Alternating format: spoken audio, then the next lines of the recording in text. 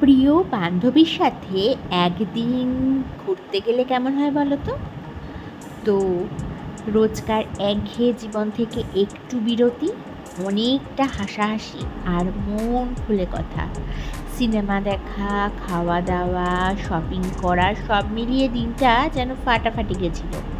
তো আল্টিমেটলি খেতে কোথায় গেলাম বলো তো? বারাসাতের কাস্তুরিতে।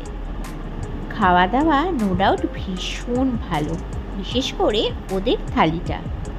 যাওয়ার সাথে সাথে কিন্তু তোমাদের একটা কাঁসার গ্লাস আর একটা কাঁসার প্লেট দিয়ে দেবে, সাথে কলাপাতা। আমরা এই ফিশ কবিরাজিটা অর্ডার করেছিলাম। সাইজটা কিন্তু বেশ ভালো দুজনের পক্ষে। সাথে ছিল একটা চিকেনের থালি।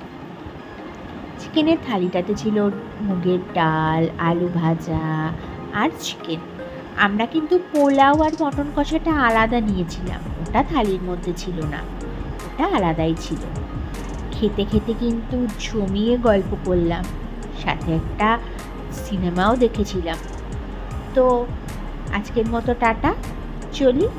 সবাই ভালো থেকো।